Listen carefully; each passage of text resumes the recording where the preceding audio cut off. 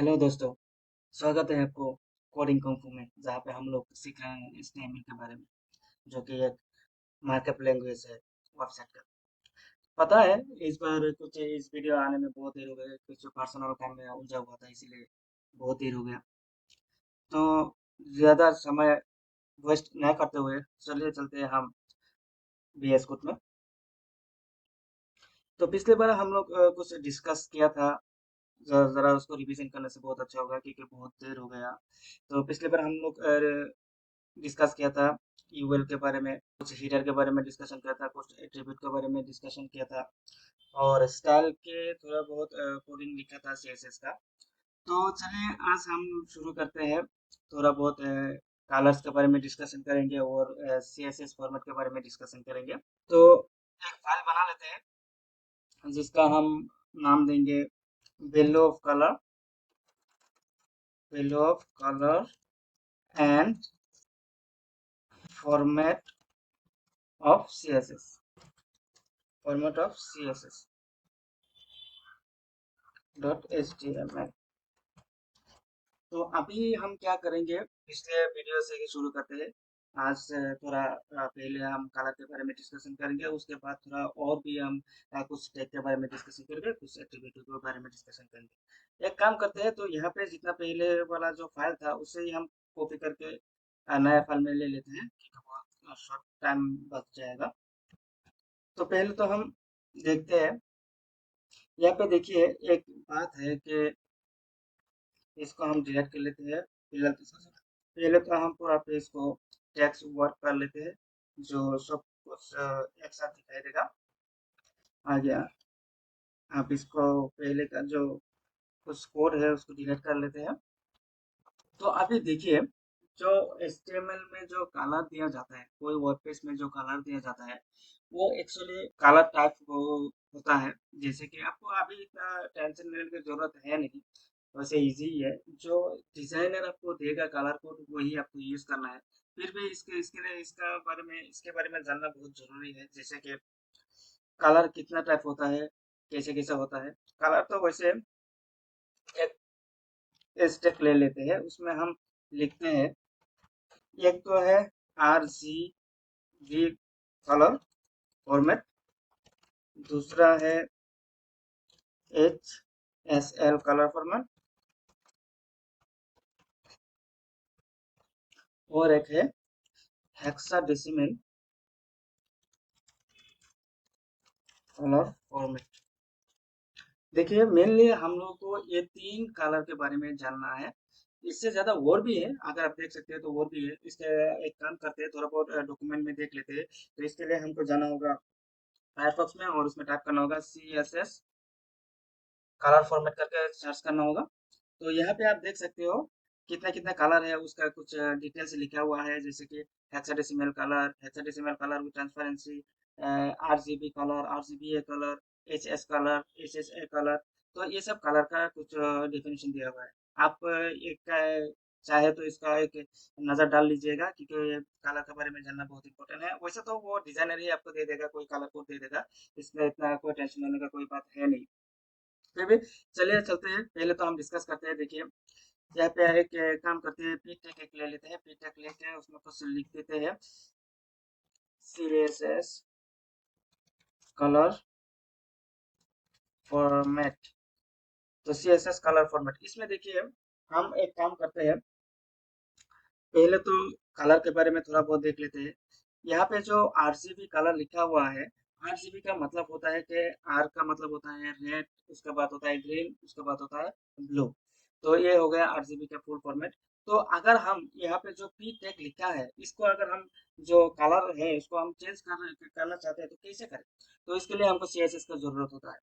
तो पहले हम एक काम करते हैं, उसका लाइफ का जो एक्सटेंशन देख के रखा हुआ है, तो उसमें हम चले जाते हैं, और उसके उसके बाद हम देखते हैं क्या होता है। तो यहाँ पे देखिए, इसको हम पहले तो साइड कर लेते हैं। तो यहाँ पे देखिए CSS कलर फॉर्मेट यहाँ पे लिखा हुआ है। तो अगर हम कोई एक फाइल बनाए, जैसे कि CSS इंजेक्ट करने का तीन तरीका है। एक HTML पेज में, HTML कोड में अगर आप CSS जो कलर करना चाहते हैं, जो कि बैक मतलब देखने में जो बहुत स्टाइलिंग करना है, वो तो CSS से किया जाता है। तो CSS को इंजेक्ट करने का 3 तरीका होता है। पहले का तो है एक एक्सटेंशन CSS फाइल, जो कि हम एक एक्स्ट्रा फाइल बना लेते हैं, जिसमें स्टाइल डॉट CSS करके लिखते हैं। तो इसमें हम जो भी कलर कोड देंगे, वही कलर कोड ये जो व्यू कोड है यूजर का, तो उसमें दिखाई देगा। जैसे मान लीजिए हम बॉडी को कुछ कलर करना चाहता है, अगर हम बॉडी को कुछ कलर करना चाहता हूँ, जैसे बॉडी लिख के इसको कर्ली ब्रैकेट्स के अंदर लिखना होता है बैकग्राउंड कलर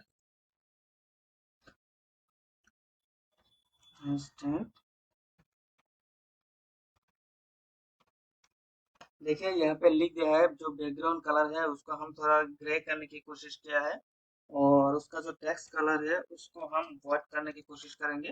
तो व्हाइट। तो देखिए यहाँ पे जो व्यू प्लॉट है, अगर इसमें हम रिफ्रेश करेंगे तो भी कोई भी चेंज नहीं होता है। तो इसका मतलब ये है कि ये जो कलर शीट हमने बनाया है style dot C S S, ये मेन जो पेज है HTML का, उसमें इंजेक्ट हुआ ही नहीं।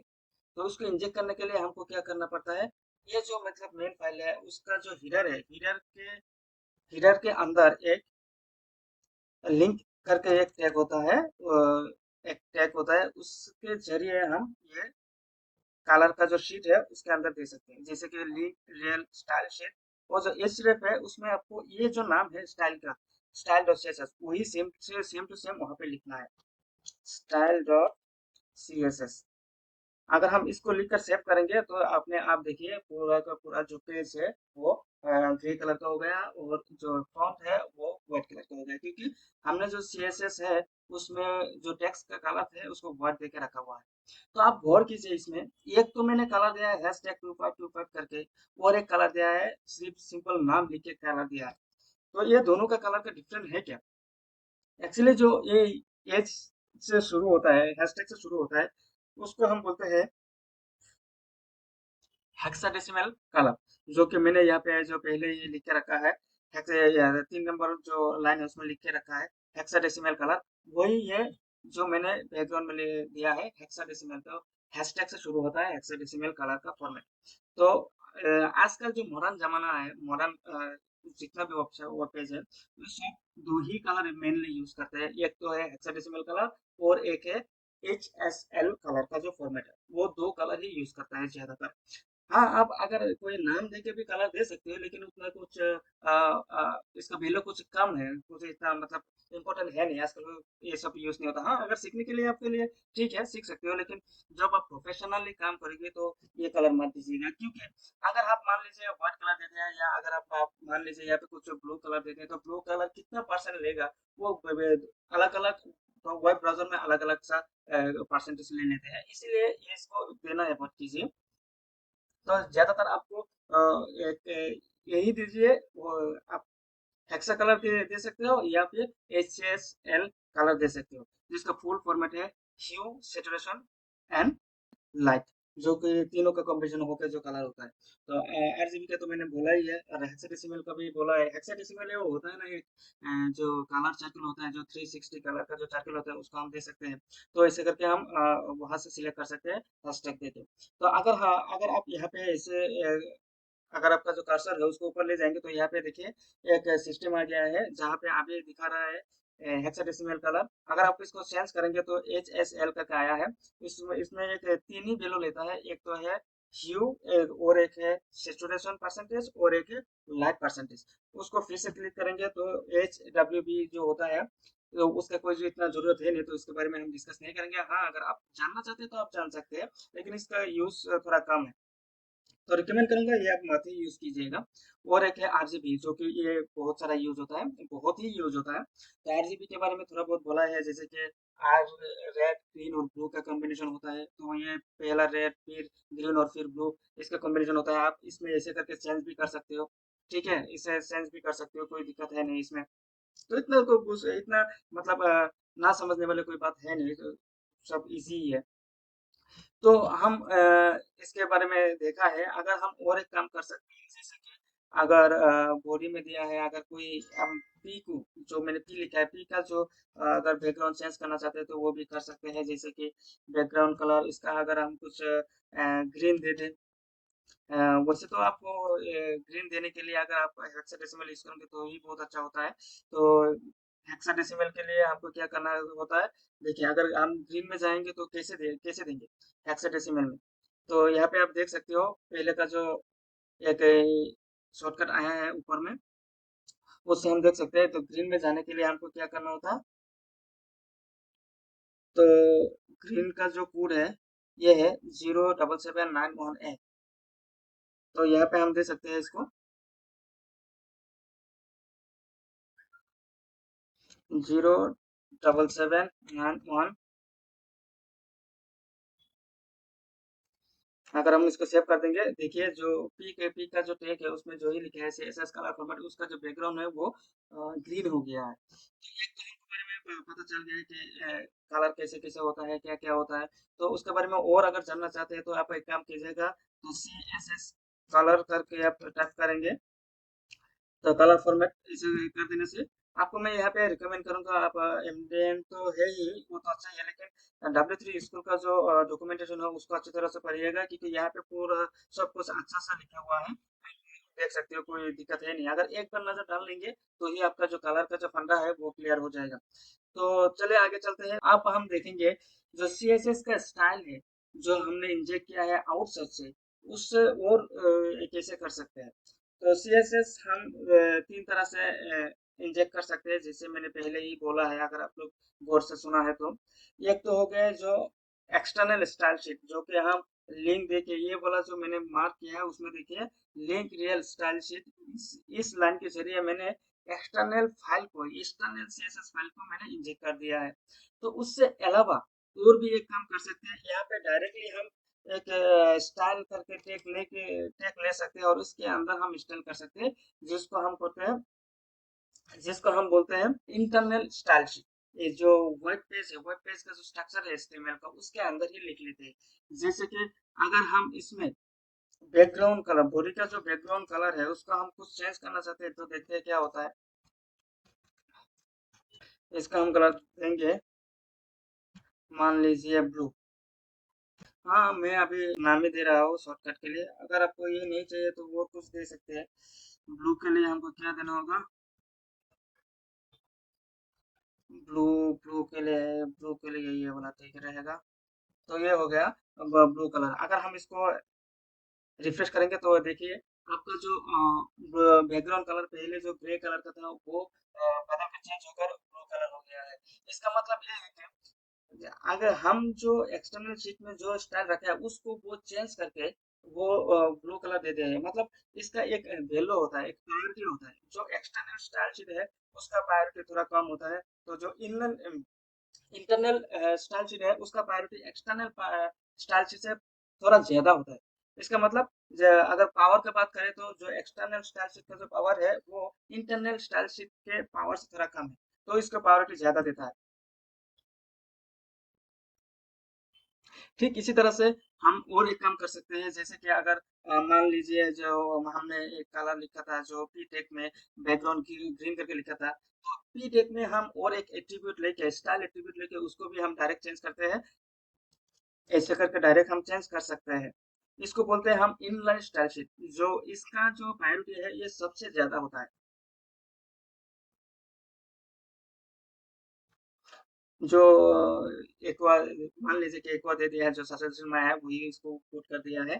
तो अगर हम इसको सेव करेंगे तो देखिए जो इसका कलर था, बैकग्राउंड कलर थोड़ा चेंज हो गया है, लेकिन देखने में कुछ दिक्कत हो रहा है। तो एक काम करते हैं, जो टेक्स्ट कलर है उसको हम ब्लैक कर देते हैं, तो शायद विजिबल में अच्छा होगा। हाँ, अभी तो अच्छा दिख रहा है। तो अब देखिए यहाँ पे क्या हुआ है, जो पहले हमने स्टाइल शीट में जो लिखा है, जो एक्सटर्नल स्टाइल शीट में जो भी स्टाइल दिया है उसको अल्टर करके जो पी टेक में डायरेक्टली एट्रीब्यूट देकर जो हमने कलर दिया है तो उसको ले लिया है। तो ये एक पी टेक का स्टाइल शीट है जो इसको इंटरनल स्टाइल शीट बोलता है, और इसका प्रायोरिटी है सबसे ऊपर। तो यही प्रायोरिटी सबसे ज्यादा दिया जाता है। उसका सेकंड प्रायोरिटी होता है इन वन स्टाइल शीट, और थर्ड प्रायोरिटी होता है जो एक्सटर्नल स्टाइल शीट होता है। बस इतना ही याद रखिएगा, HTML में इतना कुछ उसका जरूरत है नहीं। जब हम CSS डिस्कस करेंगे तो उसके बारे में और ज्यादा डिस्कस करेंगे, एकदम ब्रीफली डिस्कस करेंगे। तो अभी तक इतना ही आपका सफिशियंट है मेरे ख्याल से। तो जो स्टाइल शीट का जो फंडा है और जो कलर का जो फंडा है, तो इतना तक ही क्लियर है मेरे ख्याल से। तो और एक बात हम लोग जान लेते हैं कुछ टेक के बारे में, और भी थोड़ा बहुत कुछ और भी थोड़ा कुछ जान लेते हैं टेक के बारे में। और इसके लिए हमको और एक पी टेक लाना पड़ेगा। मान लीजिए यहाँ पे कुछ लिखा है, this is a paragraph from external external external source.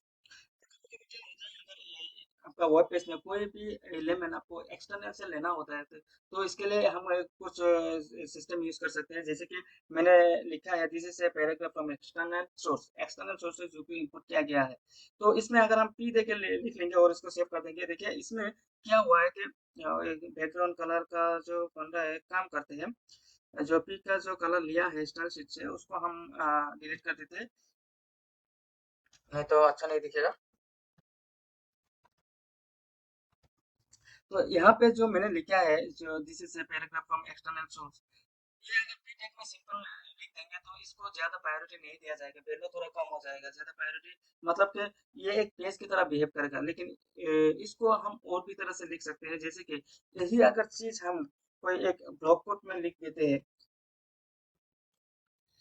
Block coat में लिख देते हैं, जैसे कि इसमें अगर हम लिख देते हैं और यहाँ पे एक एट्रीब्यूट आता है ब्लॉक कोट के साथ,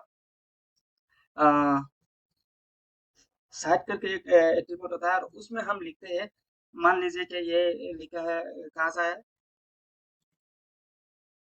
कोडिंग कुंफू, कोडिंग कुंफू से आया है। तो ये कोडिंग कुंफू से इंपोर्ट किया गया है। तो ब्लॉक कोड का मतलब यही होता है कि अगर कोई भी एलिमेंट आप कोई अनदर फाइल से ले रहे हो, तो उसके लिए हम ब्लॉक कोड यूज करते हैं। तो जब भी ये व्यूअर इसको देखेगा तो उसको पता चल जाएगा कि ये जो सोर्स है उसका सोर्स कोडिंग कुंफू से लिया गया है या कोई और दूसरे साइट से लिया गया है, उसको ये पता चल जाएगा। उसके अलावा और एक कोड है, जैसे कि हम करते हैं कोटेशन जो देते हैं, जैसे क्यू लिख के अगर हम इसको इंटर कर देंगे तो यहाँ पे एक कोटेशन आ जाता है। तो एक कोटेशन कैसे होता है, देखिए हम अगर इसके अंदर कुछ लिखते हैं तो उसको सेव करने के बाद एक कोटेशन मार्क आ जाता है। आप देख सकते हो यहाँ पे जो व्हाइट कलर का जो दो कोटेशन मार्क आ गया है इसमें, तो क्यू देके अगर हम इसको इसके अंदर कुछ भी लिखेंगे तो वो कोटेशन के अंदर आ जाता है। यहाँ पे बहुत इसका कुछ ज्यादा जरूरत है नहीं एक्चुअली। आजकल जो भी कोटेशन है वो हम लोग CSS के जरिए आफ्टर बिफोर वो जो होता है वो टैग से हम कर सकते हैं। जब हम लोग CSS में जाएंगे उसके बारे में डिस्कस करेंगे, तो इतना इसका जरूरत है नहीं, फिर भी आपको जानना जरूरी है, आप देख लीजिएगा। उसके बाद और एक टैग आता है। मान लीजिए कि आप कोई भी चीज एक वेबसाइट बना रहे हैं कोई अरब कंट्री का, जहाँ पे अरबिक या उर्दू लिखा जाता है, जो कि राइट साइड से लिखा लिखा जाता है। तो अगर ऐसा कुछ पेज बनाएंगे तो आप कैसे करेंगे, तो इसके लिए और एक कोड आता है BDO करके एक कोड आता है, जहाँ पे डायरेक्शन हम दे सकते हैं RTL का मतलब होता है राइट टू लेफ्ट। तो अगर इसमें हम कुछ लिखेंगे, जैसे कि this is another pages, देखिए अगर हम इसको हम जब भी सेव किया है तभी क्या हुआ है, काम करते हैं इसको, पहले तो हम इसको BR दे देते हैं, BR देने के बाद ही पता चलेगा कैसा है। तो देखिए नीचे में लिख दिया है, ये आया क्या है। तो पूरा जो साइट है,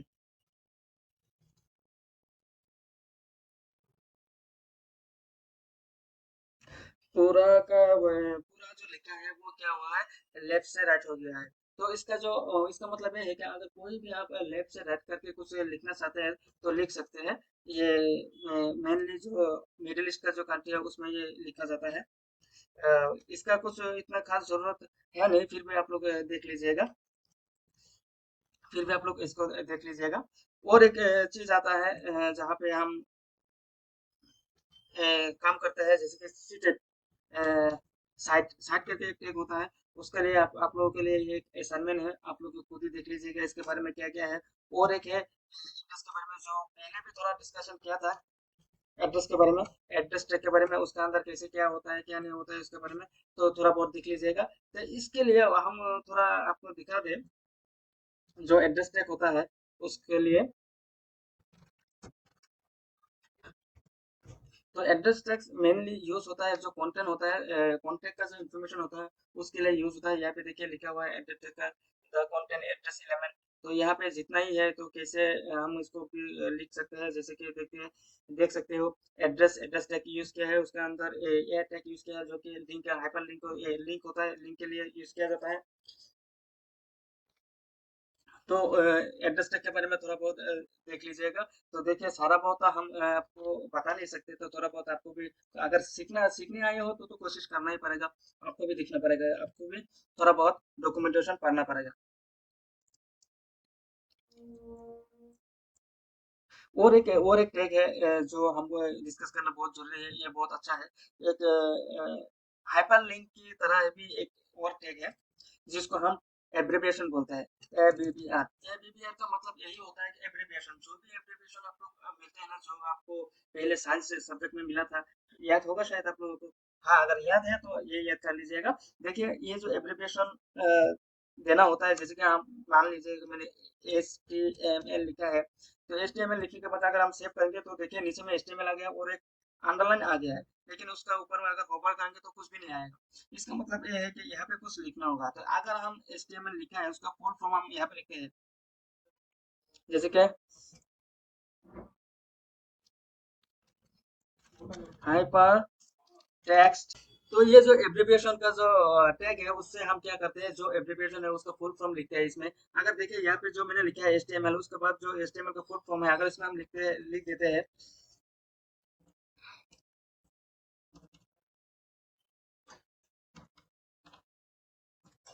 हाइपर टेक्स्ट मार्कअप लैंग्वेज,